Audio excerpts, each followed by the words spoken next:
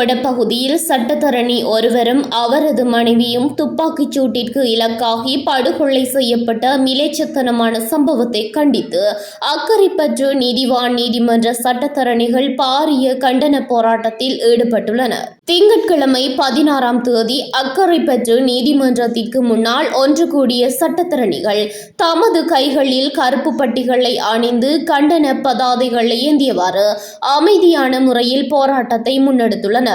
இதன்போது இந்த இரட்டை படுகொலையை வன்மையாக கண்டித்த அவர்கள் குற்றவாளிகளுக்கு எதிராக தகுந்த நடவடிக்கை எடுக்கப்பட வேண்டும் என வலியுறுத்தியுள்ளனர்.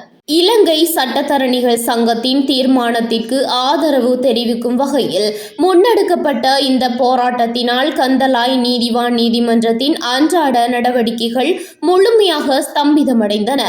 கோரிக்கை சட்டத்தரணிகள் எவரும் நீதிமன்ற கடமைகளில் ஈடுபடாது தமது எதிர்ப்பினை வெளிப்படுத்தியதால் வழக்கு விசாரணைகள் அனைத்தும் தடைப்பட்டன. நீதித்துறையை சார்ந்தவர்களுக்கு எதிராக கட்டவிழ்த்து விடப்பட்டுள்ள இத்தகைய வன்முறைகள் ஜனநாயகத்திற்கு பெரும் அச்சுறுத்தல் என போராட்டக்காரர்கள் சுட்டிக்காட்டினர்.